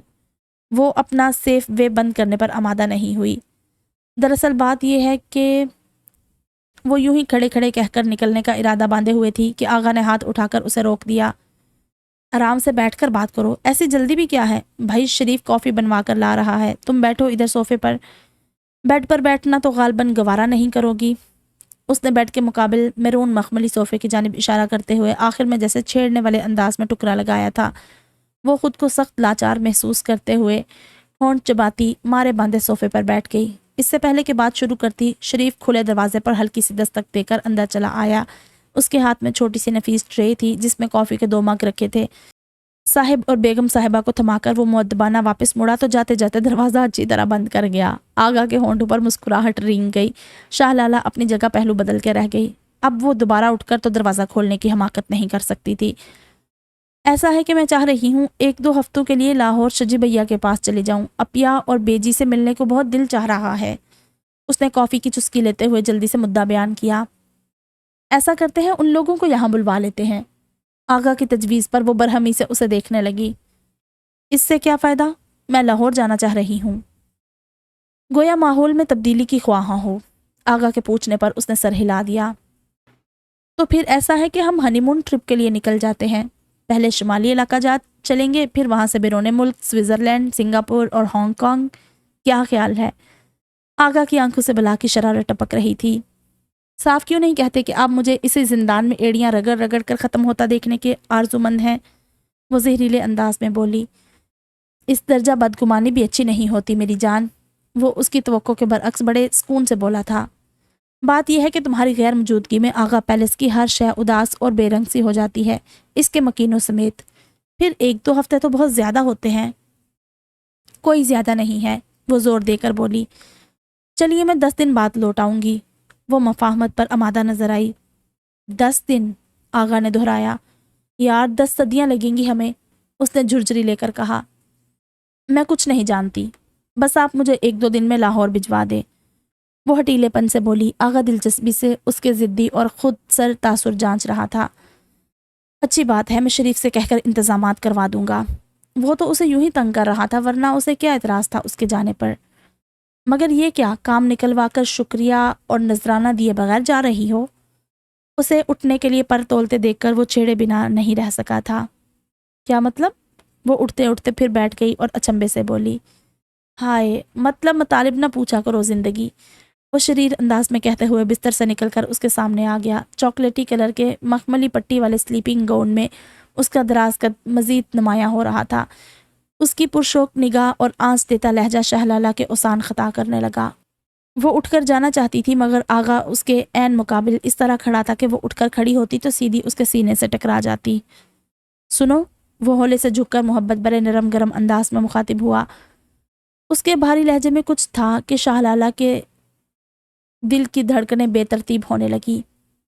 دیکھیے، آپ وعدہ خلافی مت کریں، وہ بمشکل تمام اپنے حواسوں پر قابو پاتے ہوئے لرزتی ہوئی آواز میں سر جھکائے بول رہی تھی۔ مجھے اپنا عہد یاد ہے، وہ پنجو کے بل اس کے مقابل بیٹھ گیا، اس طرح کہ اب وہ کسی طور اٹھ کر نہیں جا سکتی تھی۔ مگر یار، تم بھی تو اب سزا میں ترمیم کرو کچھ، یہ انتظار جان لیوا بنتا جا رہا ہے۔ 6 ماہ سے کنویں کے قریب رہ کر پیاسا ہوں۔ اس کا دھیما جذباتی لہجہ بے قابو سا ہو رہا تھا۔ شاہ لالہ کی ٹانگیں کانپنے لگی، ہونٹ خشک ہونے لگے، اس کا جسم ہولے ہولے لرز رہا تھا۔ وہ اتنا قریب تھا کہ لمحے کے 1000ویں حصے میں بصورت اسے چھو سکتا تھا۔ اس کی آنچ دیتی قربت شاہ لالہ کے رخسار جلائے دے رہی تھی۔ وہ دونوں ہاتھ مروڑتی ہوئی بری طرح سٹ پٹائی ہوئی تھی۔ مجھے جانے دے پلیز۔ جانے کس طرح جرت سے کام لے کر وہ کہہ پائی تھی۔ جواب میں وہ چپ چاپ بھرپور نظروں سے اس کے خد و خال کا جائزہ لیتا رہا۔ لالا پلیز، اب بس کرو۔ بہت دیر بعد اس کی سرگوشی نے سکوت توڑا۔ مان جاؤ نا۔ وہ اپنے بے قابو ہوتے جذبات پر بند باندھے ہنوز حد پار کرنے سے خود کو باز رکھے ہوئے تھا، اور وہ بے درد لہجہ لہجہ اس کا ضبط آزما رہی تھی۔ آپ ضد اور زبردستی سے کچھ بھی حاصل نہیں کر سکتے۔ اس کے سحر انگیز لہجے کے خمار سے وہ اندر سے کمزور پڑنے لگی تو حفاظتی دیوار اٹھاتے ہوئے ایک دم جھنجھلا کر پھٹ پڑی تھی۔ آغا کا چہرہ پھیکا پڑ گیا۔ وہ نچلا ہونٹ دانتوں تلے کچلتے ہوئے تیزی سے اس کے سامنے سے اٹھا اور زور سے دروازہ بند کرتے ہوئے باتھ روم میں مقید ہو گیا۔ شاہ لالہ اپنے اڑے اڑے حواس مجتمع کرتی ہوئی بجلی کسی تیزی سے کمرے سے نکل گئی تھی۔ لمحوں کا طلسم زائل ہوا تو وہ اپنی کمزوری پر خود کو لعنت ملامت کرنے لگی۔ ابھی تک دل کی دھڑکنیں معمول پر نہیں آئی تھی۔ بہت شاندار گھر ہے آپ کا، وہ تعریفی نظروں سے پورا گھر گھوم پھر کر جائزہ لے رہی تھی۔ کمپنی کی طرف سے ملا ہے، اپیا خوشی خوشی بتا رہی تھی۔ خیر کتنا ہی اچھا سہی، تمہارے آغا پیلس سے اس کا کیا مقابلہ، وہ تو سچ مچ کا شاہی محل ہے۔ چھوڑیں، وہ اپیا کے ستائشی انداز پر منہ بنا کر بولی۔ مجھے تو قید خانہ لگتا ہے، ویران، اداس اور بے جان سا۔ شجی بھیا نے اسے 2 دنوں میں سارا لاہور گھما دیا تھا۔ اس بار وہ بڑی گہری نگاہ سے اپیا اور شجی بھیا کی ازدواجی زندگی کا جائزہ لے رہی تھی اور بہت ساری باتوں کے انکشافات اب ہو رہے تھے۔ وہ چونکہ شروع سے شہر کے ہاسٹلز میں رہتی تھی، اس لیے گھریلو معاملات سے خاصی حد تک بے بہرا تھی۔ پہلی بار اس نے دیکھنے والی نگاہ سے معاملات دیکھے اور بنچکا سے رہ گئی۔ شجی بھیا گھر میں موجود ہوتے تو بھی ہر وقت اپنے آپ کو کسی نہ کسی کام میں الجھائے رکھتے تھے، حالانکہ اب ارسل کے ساتھ ساتھ گڑیا کی دیکھ بھال بھی کرنی پڑتی تھی، پھر گھر بھر کی ذمہ داری بھی اپیا کے کندھوں پر تھی۔ میرے موزے کہاں رکھے ہیں؟ رومال کیوں نہیں دھویا؟ اوفو، کپڑوں پر استری کرنا بھی یاد نہیں رہا بیگم صاحبہ کو۔ وہ واضح طور پر جلائے ہوئے کھردرے انداز میں پکارتے تھے۔ اپیا افتاؤں خیزاں بیڈ روم کی طرف لپکتی۔ بس ابھی کر دیتی ہوں سب کچھ۔ گڑیا کی نیپی بدل رہی تھی۔ اسی اثنا میں ارسل ناشتے کے لیے ماں کو پکارنے لگتا۔ اپیا کا ایک پاؤں ادھر ہوتا اور ایک ادھر۔ کچن کا کام، گھر بھر کی صفائی، کپڑوں کی دھلائی سے لے کر شوہر اور بچوں کی ضرورتوں کا خیال، ہر کام کے لیے اپیا جواب دیتی، اور اس کے باوجود شجی بھیا ناخوش رہتے تھے۔ کس قدر پھوہڑ ہو تم، شوہر کی ضروریات کا خیال نہیں، وہ برملا کہتے۔ کبھی سالن میں نمک یا مرچ تیز ہو جاتا تو وہ بگڑنے لگتے تھے۔ اتنے برس گزر گئے تمہیں ڈھنگ کا کھانا پکانا نہیں آیا، حد ہے۔ اور اپیا چپ چاپ سنتی رہتی، کبھی منمناتے ہوئے صفائیاں دینے لگتی۔ شاہ لالہ سخت استجاب کے عالم میں اپیا کو دیکھتی رہ جاتی۔ کمال ہے اپیا، شجی بھیا آپ کی اتنی انسلٹ کرتے ہیں اور آپ ہے کہ حکم کی باندھی بنی پھرکی کی طرح ان کے آگے پیچھے پھرتی رہتی ہیں، وہ ناراضی سے کہہ رہی تھی۔ جواب میں اپیا ہولے سے مسکرائی۔ بھائی انسلٹ کی اس میں کیا بات ہے؟ اگر شوہر آپ کی کوتاہی پر ڈانٹ دے یا غصہ کرے تو بیوی کو خاموشی سے پی جانا چاہیے۔ وہ صحیح بات پر ہی تو ٹوکتے ہیں، حق رکھتے ہیں اس بات کا۔ ایسی معمولی باتوں کو توہین و تحقیر سمجھ کر بیوی محاذ کھول بیٹھے تو گزارا ہو گیا سمجھو، سارے گھر کا سکون اور ترتیب تہس نہس ہو جائے گا ایسے تو۔ اور وہ ہونک سے انہیں دیکھتی رہ گئی۔ اس نے تو کبھی جھوٹے منہ آغا سے نہیں پوچھا تھا کہ کسی چیز کی ضرورت ہو تو بتائیں۔ اس کے جوتے، کپڑے، کھانے پینے اور آرام و سکون کا خیال رکھنے کی ذمہ داری شریف کے سر پر تھی۔ رہے گھر کے کام تو اس کی بلا جانے، ملازمین کس لیے تھے؟ پھر وہ آغا پیلس کو اپنا گھر کب سمجھتی تھی جو مالکانہ ذمہ داریاں نبھاتی؟ اور آغا نے کبھی ایک لفظ نہیں کہا تھا۔ اس روز وہ اپیا کے ساتھ بازار گئی تو اپیا کو ان کی پرانی کلاس فیلو مل گئی۔ پرجوش طریقے سے سلام دعا کے بعد ایک دوسرے کے ہاں آنے کی دعوت دی جانے لگی۔ پرسوں ہماری ویڈنگ اینیورسری ہے، کچھ پرانی دوستوں کو بھی مدعو کیا ہے جو لاہور میں آباد ہیں، تمہیں ضرور آنا ہے، اسی بہانے ماضی کی دوستوں سے ملاقات بھی ہو جائے گی۔ اپیا کی دوست صباحت نے بصد اسرار کہا تھا۔ ہاں کیوں نہیں، اپیا مسرت سے بولی۔ پرانے دوستوں سے ملاقات کا تصور بذات خود بڑا خوشکن ہوتا ہے، میں اپنے شوہر کے ساتھ ضرور آؤں گی، مگر جب شجی بھیا سے بات کی تو انہوں نے صاف انکار کر دیا۔ میں نے سائٹ پر جانا ہے پرسوں، اور تمہیں بھی جانے کی کوئی ضرورت نہیں، پھر کبھی چلی جانا، ایسی بھی کیا قیامت آ رہی ہے۔ اور اپیا دل مار کر رہ گئی۔ شاہ لالہ کو علم ہوا تو ایک بار پھر متعجب کھڑی رہ گئی۔ اس نے تو کالونی میں کہیں آنے جانے کے لیے رسمن بھی آغا کو مطلع کرنے کی زحمت گوارا نہیں کی تھی۔ بھائی آپ کا اتنا دل چاہ رہا ہے، ایسے مواقع بار بار تو نہیں آتے، شجی بھیا سے ضد کرنے جانے کے لیے، وہ مصروف ہیں تو کم از کم آپ کو تو اجازت دے سکتے ہیں۔ چھوڑو، اپیا بے دلی سے بولی، اصرار کر کے ان کا موڈ کیوں خراب کروں، صباحت سے فون پر معذرت کر لوں گی۔ اپیا کا سارا جوش و خروش ماند پڑ گیا تھا۔ شاہ لالہ کو دلی تکلیف ہوئی۔ پھر بھی آپ ان کے نام کی مالا جپتی ہیں، وہ جھلا کر ان پر برس پڑی۔ کتنے بے حس ہیں شجی بھیا، آپ کی خوشی اور جذبات کا کچھ احساس نہیں، وہ تیش سے بولی۔ میں ان کی مرضی اور خوشی کی پابند ہوں، وہ نہیں چاہتے تو میں ان کی رضا کے خلاف قدم کیسے اٹھا سکتی ہوں، اپیا اداسی سے بولی۔ شاہ لالہ نے کوفت سے سر جھٹکا۔ آپ خواہ مخواہ ان کی خود پسندی کو شے دے رہی ہیں، دھڑلے سے کہہ دے کہ مجھے ہر صورت جانا ہے۔ اس طرح گھر نہیں چلا کرتے گڑیا، اپیا نے اس کے گال چھو کر نرمی سے کہا۔ عورت کو اپنا گھر بسانے، بنانے اور چلانے کے لیے بہت کچھ قربان کرنا پڑتا ہے، اپنی بیجا انا، خود پرستی، ضد اور شوق کو لگام دینا پڑتی ہے، اور جواب میں اسے کیا حاصل ہوتا ہے؟ وہ زہر خند ہوئی۔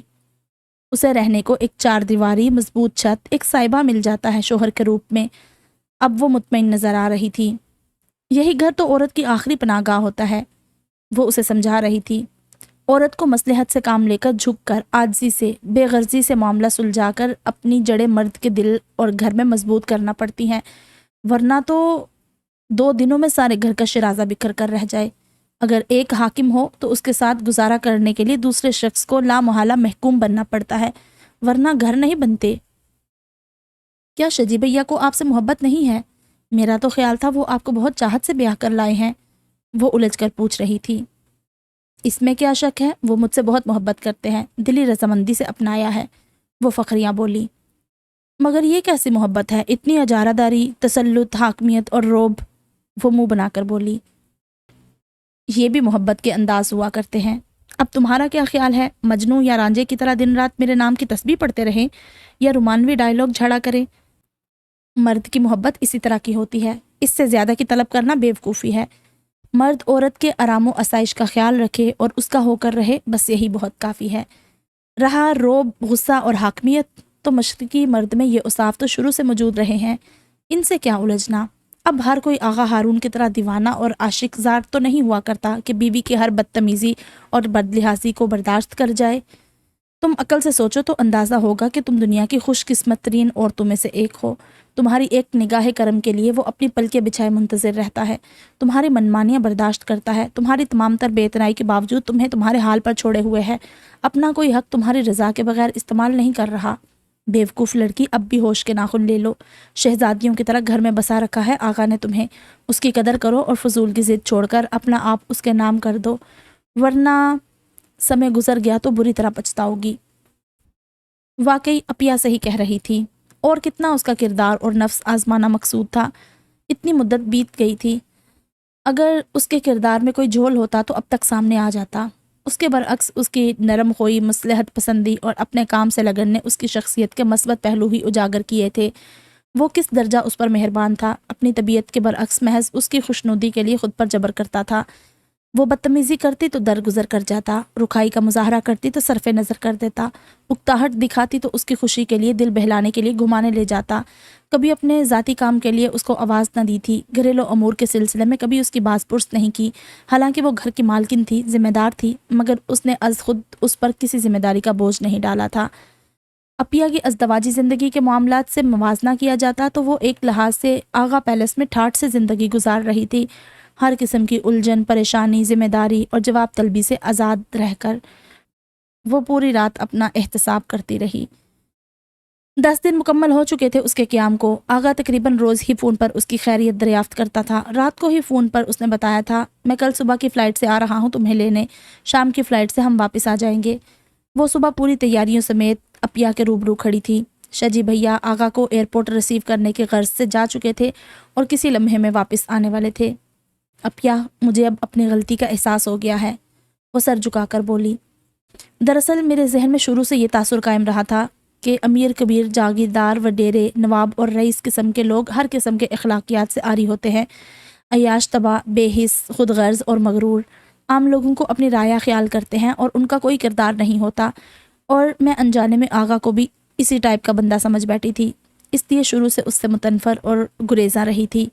کچھ اس کے رویے کی سختی، روب اور حاکمیت پسندی کو میں اس کی شخصیت کا حصہ سمجھ کر مزید اس سے کترانے لگی تھی۔ ایسے میں اس کے پرپوزل نے میرے تن بدن میں آگ لگا دی۔ میرا خیال تھا وہ محض مجھے نیچا دکھانے کے لیے اتنی عام سی شکل و صورت والی لڑکی کی طرف بڑھا ہے، بس اس طرح کی غلط فہمیوں نے مجھے اس تک پہنچنے سے روکے رکھا۔ بہرحال گزرتے وقت میں میرے خدشات دو ڈالے ہیں اور اب مجھ پر یہ حقیقت واضح ہو گئی ہے کہ 5 انگلیاں برابر نہیں ہوتی۔ ضروری نہیں ہے کہ ہر امیر آدمی بد کردار اور نفس پرست ہو، آخر وہ لوگ بھی تو انسان ہوتے ہیں، کوئی درندہ صفت خون اشام بیڑیے تو نہیں ہوتے جو ہم ان کے بارے میں بدگمان رہتے ہیں۔ اچھے برے لوگ تو ہر طبقے میں موجود ہوتے ہیں، پھر بدنیتی اور عیاشی کا الزام محض روسا اور عمرہ پر ہی کیوں عائد کیا جائے؟ ان میں بھی تو نیک طبیعت کے انسان دوست اور مخیر لوگ موجود ہوتے ہیں۔ سچ شکر کہ تمہیں عقل آ گئی، ورنہ میں تو مایوس ہو چلی تھی تمہارے طور طریقوں سے۔ اپیا نے مسکراتے ہوئے اسے گلے لگا لیا، پھر گڑیا کے رونے کی آواز سن کر اندر لپکی۔ اسی لمحے کھٹکے کی آواز پر شہ لالہ نے پلٹ کر پیچھے دیکھا اور جیسے اس کی روح فنا ہو گئی۔ آغا کے چہرے پر شعلوں کی لپک تھی اور آنکھوں سے غضب کی چنگاریاں سی برس رہی تھی۔ بہت خوب، بالآخر وہ پھنکارتے ہوئے بولا، تو یہ تھی تمہارے گریز کی وجہ؟ بھلا کب کب تم نے مجھے کسی برے فعل میں یا ایسی ویسی خواتین سے چہلے کرتے دیکھا تھا، یا کسی غریب سے وحشیانہ سلوک کرتے دکھائی دیا تھا تمہیں؟ کیا میرے روم فریج میں بوتلوں کی قطاریں سجی ہوئی دیکھی تھی یا میرے خوابگاہ سے کسی حسینہ کو برآمد ہوتے دیکھا تھا؟ بولو، جواب دو نا۔ آغا کی رگ رگ میں انگارے دوڑ رہے تھے اور اس کی شعلہ فشاں نظریں شاہ لالہ کو بھسم کر دینے کے در پہ تھی۔ ضبط سے وہ مٹھیاں بنچے نچلا ہونٹ دانتوں سے کچل رہا تھا۔ وہ اس درجہ غضبناک اور مائل بوحشت تو کبھی نظر نہیں آیا تھا۔ شاہ لالہ کا چہرہ سفید پڑ گیا اور آنکھیں خوف سے پھیلنے لگی تھی۔ مجھ جیسے بد کردار، بد چلن اور اخلاقیات سے آری رئیس کے پاس تم جیسی پارسا اور مقدس و محترم ہستی کا کیا کام؟ اوکے، تم بخوشی یہاں رہو ہمیشہ کے لیے۔ اب مجھے تمہارے پلٹ کے آنے کا قطعی انتظار نہیں رہا۔ میری طرف سے تم آزاد ہو۔ یہ کہہ کر وہ آندھی طوفان کی طرح الٹے قدموں واپس چلا گیا تھا اور شاہ لالہ کا تو وہی حال تھا کہ کاٹو تو بدن میں لہو نہیں۔ کیا ہو گیا؟ آغا اتنے غصے میں کیوں تھے؟ شجی بھیا وحشت زدہ سے بھاگے چلے آئے تھے۔ میں نے روک کر پوچھنا چاہا تو انہوں نے درستی سے مجھے ایک طرف ہٹا دیا اور گیٹ سے باہر نکل گئے۔ وہ ناراض ہو گئے ہیں مجھ سے شجی بھیا۔ وہ بلک بلک کر رو دی۔ اپیا بھی حواس باختہ سی دوڑی آئی تھی۔ صورتحال واضح ہوئی تو سر پکڑ کر رہ گئی۔ آپ مجھے واپس بھجوا دیجیے شجی بھیا، میں ابھی اور اسی وقت کالونی واپس جانا چاہتی ہوں۔ اس وقت کس طرح بھجوا دوں تمہیں؟ شام کی فلائٹ سے چلی جانا، شجی بھیا پریشانی کے عالم میں کہہ رہے تھے۔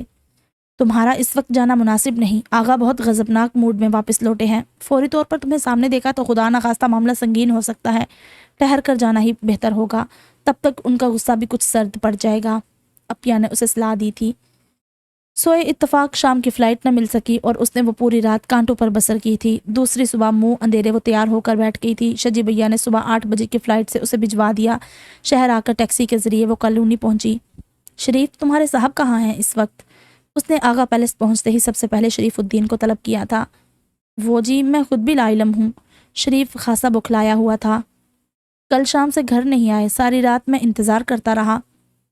آج صبح 6 بجے کے قریب فون کر کے گھر کے حالات پوچھے تھے، مگر یہ نہیں بتایا کہ کہاں ہیں، بس اتنا کہا کہ رات کو دیر سے لوٹوں گا۔ اوہ، تفصیل سن کر وہ بے قرار سی ہو گئی تھی۔ بہرحال اتنی تسلی تو ہو گئی تھی کہ رات کو لوٹ آئیں گے۔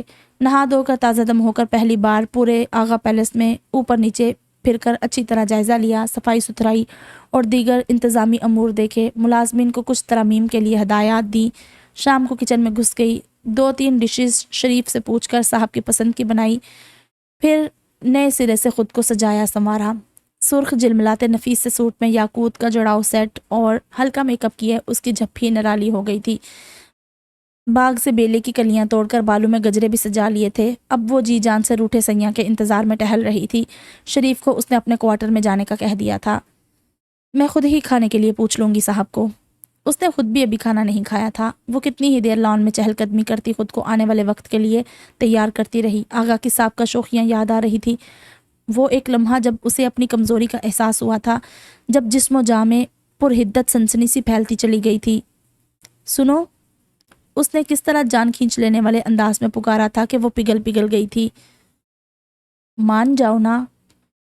وہ خوابیدہ ارمان جگاتا دھیما مخمور سرگوشیانہ انداز۔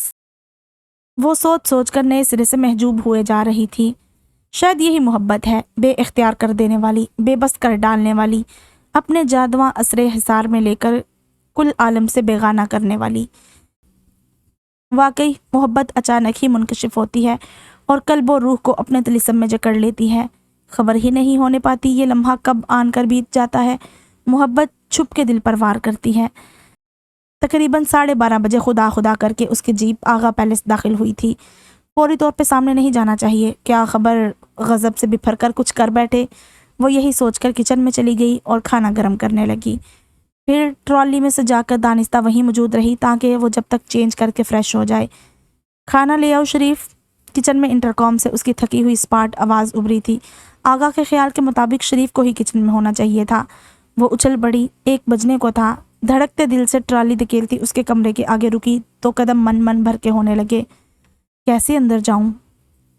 بالآخر وہ ہمت کر کے دروازہ دھکیلتی اندر چلی آئی۔ وہ حسب توقع بستر پر نیم دراز تھا۔ اسے دیکھ کر اس کی پیشانی پر سلوٹیں ابھر آئی اور آنکھوں میں غصے کی سرخی جھلکنے لگی۔ تم سے کس نے کہا تھا یہاں آنے کو، بلکہ اس گھر میں داخل ہونے کو؟ وہ ایک دم برس پڑا تھا۔ اپنے گھر آنے کی کون اجازت مانگتا ہے؟ اگرچہ وہ خود کو بہادر ظاہر کر رہی تھی مگر دل اندر سے سوکھے پتے کی طرح کانپ رہا تھا۔ آغا اس وقت اتنا بے رحم نظر آ رہا تھا کہ فی الواقعہ شہ لالہ کے چھکے چھوٹنے لگے تھے۔ اپنے گھر؟ اس نے استہزائیہ کہا۔ یہ ڈرامے بازی کسی اور کے ساتھ کرنا۔ فوراً سے پیشتر میرے کمرے سے نکل جاؤ اور صبح آغا پیلس سے بھی ہمیشہ ہمیشہ کے لیے رخصت ہو جانا۔ اب یہاں تمہاری کوئی جگہ نہیں ہے۔ اس کا کٹھور لہجہ بلاک اسفاق اور سرد تھا۔ شہ لالہ کی ریڑھ کی ہڈی تک خوف سرایت کرنے لگا۔ تو کیا ہوا؟ آپ کے دل میں تو جگہ ہے نا میرے لیے، وہیں بسیرا کرنے کی اجازت مرحمت فرما دے۔ تخت یا تختہ کے مستاق وہ جرأت مندی کا مظاہرہ کرتے ہوئے بعجلت کہہ گئی۔ آغا نے کڑے تیور لیے اسے گھور کر دیکھا۔ شاہ لالہ کے چہرے پر سراپے کی آرائش و زیبائش اور رویے میں سر تپا آمادگی اور سپردگی ثبت تھی۔ کوئی ضرورت نہیں ہے مجھے بیوقوف بنانے کی، وہ برہمی سے رخ موڑ کر گویا ہوا۔ تم جا سکتی ہو اب۔ آپ کھانا تو کھا لیجئے، میں نے بھی آپ کے انتظار میں ابھی تک نہیں کھایا۔ وہ اس کا دھیان بٹانے کو جلدی سے بولی۔ آغا نے جواب نہیں دیا، نیم دراز ہو کر آنکھوں پر بازو رکھ کر گویا لا تعلقی کا اظہار کر رہا تھا۔ وہ حوصلے جمع کرتی ہوئی بیٹھ کے قریب آ گئی، اس کے سرہانے آ کر آہستگی سے جھک کر جھجکتے ہوئے اس کے سیاہ بالوں والے توانا سفید بازو پر ہاتھ رکھ کر ہٹانے کی کوشش کی۔ آغا کو جیسے کرنٹ چھو گیا تھا۔ کیا بدتمیزی ہے یہ؟ وہ خفگی سے بازو چھڑانے لگا۔ لہجے کی تندہی اور بے رحمی میں کچھ کمی آ گئی تھی۔ شہ لالہ کو کچھ تسلی ہوئی۔ اس نے دوبارہ اس کا آہنی ہاتھ تھام کر جیسے اٹھانے کی صحیح کی۔ پلیز بس کرے نا، اب اٹھ جائیں، کھانا کھا لیں۔ تمہیں ہی نہ کھا جاؤں میں؟ آغا نے وحشت کا مظاہرہ کرتے ہوئے ایک جھٹکے سے اسے کھینچا۔ وہ چونکہ اس کے لیے تیار نہیں تھی لہٰذا اپنی جھونک میں اس پر ہی آ رہی۔ دوسرے لمحے وہ سنبھل کر بیٹھی تو آغا نے اس کی دونوں کلائیاں مروڑتے ہوئے مجرموں کی طرح پشت کی جانب لے جانے کی کوشش کی۔ وہ درد سے چیخ اٹھی۔ اف اللہ، چھوڑے نا۔ تکلیف کی شدت سے اس کی آنکھوں میں آنسو تیرنے لگے تھے، مگر وہ ہنوز خود کو مضبوط اور بشاش ظاہر کر رہی تھی۔ میں تو بد کردار اور عیاش رئیس ہوں، کیوں آئی ہو ایسے شخص کے بیڈ روم میں؟ آغا کی عزت نفس پر زبردست طریقے سے چوٹ پڑی تھی۔ اسے اپنی تذلیل بھلائے نہیں بھول رہی تھی۔ جی چاہ رہا تھا ساری دنیا تہ و بالا کر دے۔ بولو نا، اب کہ اس نے شہ لالہ کے بال مٹھیوں میں جکڑ لیے تھے۔ اف ہارون، آپ تو جان نکالنے کے در پہ ہو گئے ہیں۔ رخساروں پر بہتے آنسوں کے قطرے پوروں سے صاف کرتی ہوئی وہ زبردستی ہنس کر بولی۔ ہارون آغا کے بھڑکتے ہوئے سینے پر جیسے نرم نرم پھوار پڑنے لگی۔ زندگی میں پہلی بار شاہ لالہ نے اس درجہ اپنائیت اور یگانگت کے ساتھ اس کا نام لے کر پکارا تھا۔ ہارون تو اسے اس کے ملنے والے بھی نہیں کہتے تھے۔ آغا صاحب بھی زبان زدعام ہو گیا تھا۔ آغا کی اس کے بالوں پر گرفت نرم پڑنے لگی، خود بخود اس کا شولوں سا موڈ سرد پڑنے لگا تھا۔ یہ کس نے پکارا ہے عدم اتنی چاہ سے، احساس برتری سے خدا ہو گیا ہوں میں۔ آغا کو بے ساختہ شعر یاد آ گیا تھا۔ میری طرف سے اپنا دل صاف کر لے ہارون۔ ہمیشہ وہی آگے بڑھا تھا، اس نے پیش قدمی کی تھی، اب شہ لالہ کی باری تھی، اور پھر محبوب کے در پہ جھکنے میں کیا حجاب؟ وہ اس کا شوہر تھا، اس کا مجازی خدا تھا، اس کا ہار سنگار، اس کا چمچماتا سراپا، سب کچھ اسی کا تو تھا۔ آغا کو اچانک ہی احساس ہوا تھا اس قربت کا۔ وہ خود چل کر اس تک آئی تھی، پوری سپردگی سے خود کو پیش کر رہی تھی۔ اس لمحے کا تو اس نے ایک عمر انتظار کیا تھا۔ کھانا کھا لینا، ٹھنڈا ہو رہا ہے۔ وہ اس کی نگاہ سے امڑتی جنون خیزی سے گھبرا کر جلدی سے بول پڑی۔ تمہیں نہ کھاؤں پہلے؟ کتنا ستایا ہے لڑکی تم نے۔ اس سے پہلے کہ وہ اس کے گستاخ ارادوں کا پتہ دیتے شوخ تیوروں سے بوکھلا کر پرے سے رکھتی، آغا نے ایک جھٹکے سے گھسیٹ کر اسے اپنے قریب کر لیا اور اس پر جھک کر اس کی ناک کھینچتے ہوئے شریر سے انداز میں گویا ہوا۔ سارے بدلے لوں گا تم سے، گن گن کر۔ آغا کے انگ انگ سے سرور چھلک رہا تھا۔ تو یہ تھا ہمارا ناول آنچل میں جگنو، از قلم شازیہ چودھری۔ اچھا تھا، چھوٹی سی سویٹ سی سٹوری تھی، اتنا کوئی کمپلیکس کچھ بھی نہیں تھا، تو مزہ آیا اس کو پڑھ کے۔ ویسے ہی ہم سٹوری کو تھوڑا سا ڈائسیکٹ کر لیتے ہیں۔ اچھا، سب سے پہلے جو سین تھا، سب سے پہلا ہی سین جب وہ باہر کھڑی ہوتی ہے سفیدے کے درخت کے ساتھ ٹیک لگا کے، مغرب کا وقت تھا اور وہ درخت کے نیچے بھائی کھڑی ہے۔ ہمارے ہاں تو بھائی ہم لوگوں نے بچپن سے ہی سنا ہے کہ شام کے ٹائم درختوں کو چھیڑتے بھی نہیں ہیں، ان کے پاس کیا جانا، ان کو چھیڑتے نہیں ہیں۔ تو وہ ٹیک لگا کے مغرب کے بعد کھڑی ہے بھائی، اتنی بھی کون سی بوریت کی انتہا ہو گئی کہ آپ گھر سے باہر جا کے ایسے کھڑے ہو اور وہاں پہ کوئی ہے بھی نہیں آس پاس۔ ٹھیک ہے، ہم بھی واک شاک کرنے کے لیے اپنے گیٹ کے آگے نکلتے ہیں، اپنی گلی میں واک بھی کر لیتے ہیں، لیکن ایسے درخت کے ساتھ ٹیک لگا کے رات کو کون کھڑے ہوتا ہے؟ اور یہ لاسٹ میں جو ایک سین تھا جس میں وہ اپنی اپیا سے کہہ رہی تھی کہ میں اس لیے جو ہے نا اس کے ساتھ اچھا سلوک نہیں کرتی تھی کہ مجھے لگتا تھا امیر کبیر جو لوگ ہوتے ہیں وہ ایسے عیاش ہوتے ہیں یہ وہ، تو ان کو ایک تو پتہ ہی نہیں چلا، وہ صاحب آ بھی گئے تھے ہارون، اور چلو اپیا چلی گئی، پھر اس نے دیکھ بھی لیا، پتہ چل گیا، اور وہ اس کی اتنی بڑی بڑی باتیں، جو ہارون آغا ہے وہ اتنی بڑی بڑی باتیں اس کی برداشت کر لیتا تھا، تو اس کو یہ نہیں پتا تھا وہ میرے بارے میں یہ سوچتی ہے، یہ تو اس نے بہت کلیئر جب شروع میں جب رشتے کی بات ہی بھی چل رہی تھی تو اس نے اس کی شادیوں پہ ذکر نہیں کیا تھا کہ لندن میں کتنی شادیاں کر چکے ہیں آپ، ایک تو ہمیں پتا، تو لندن میں آپ کتنی شادیاں کر چکے ہیں، تو یہ ہنٹ تو اس نے شروع میں ہی دے دیا تھا، بھائی میں آپ کو اس طرح کا آدمی سمجھتی ہوں، تو پھر اس ٹائم پہ وہ اتنا اوفینڈ کیوں ہو گیا؟ اور دوسرا اوفینڈ ہو گیا تو ٹھیک ہے، اور ٹھیک ہے اوفینڈ ہو گیا، سم ٹائم آپ کو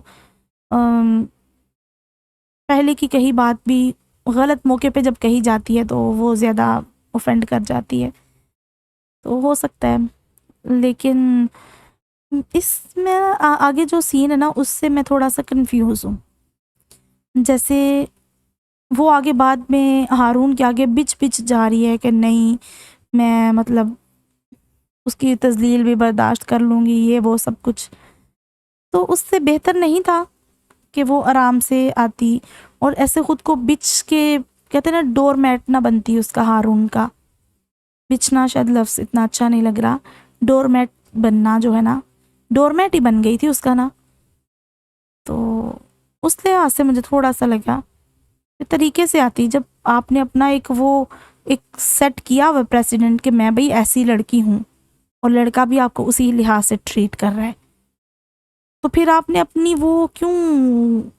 اپنی باؤنڈری کیوں توڑی؟ اب وہ آپ کو یہ جو دوسرا اس کا نیا روپ ہے اس حساب سے بھی ٹریٹ کرے گا، تو اس لیے اگر تو میں تو بھئی ناول سے، جب میں نے تو یہ بہت ٹین ایج میں اپنی پڑھنے شروع کیے تھے، تو میں نے مطلب ایسا سیکھنے کے لیے ان سے کچھ تو نہیں پڑھا تھا ان کو کبھی، لیکن ہم بہت سارے سبق لاشعوری طور پہ ان سے لے لیتے ہیں، تو یہ میرا پھر ایک مجھے سبق مجھے لگتا ہے کہ وہ بچیاں جو اس فیز سے گزر رہی ہوتی ہیں یا تھوڑی ینگ ہوتی ہیں جیسے ٹین ایج میں ہوتی ہیں، تو ان کے لیے یہ سبق ہے کہ ڈور میٹ نہیں بنتے، ٹھیک ہے آپ نے اپنا ایک پریسیڈنٹ سیٹ کر لیا، آپ اسی حساب سے، ٹھیک ہے آپ آپ کا شوہر تھا، آپ کو اس سے معافی مانگنی ہے کہ میں نے آپ کے بارے میں ایسے سوچتی تھی، تو آپ طریقے سے آ جاؤ، بس گھر آؤ، اس کو اچھے سے کرو، سے مطلب آپ لوگوں کا کیا پی او وی ہے اس چیز کے بارے میں؟ آپ لوگ مجھے لازمی بتائیے گا کہ آپ کو کیسی لگی یہ سٹوری، مجھے تو اچھی لگی، اور میں یہ سٹوری پہ تنقید بالکل نہیں کر رہی، میں اس سٹوری میں جو مطلب حالات بتائے گئے ہیں نا میں ان پہ اس کو ڈائسیکٹ کر رہی ہوں کہ اگر ریئل لائف میں کسی کو اس طرح سے فیس کرنا پڑتا ہے تو کیا کیا چیز اس میں کوسچنیبل ہے، باقی یہ ناول ہے انٹرٹینمنٹ کے لیے ہوتا ہے، تو اس میں تو کچھ بھی پاسبل ہے، ٹھیک ہے، تو ٹھیک ہے پھر جلد ہی ملتے ہیں نئے ناول کے ساتھ، تب تک آپ اپنا بہت سارا خیال رکھیں، اللہ حافظ۔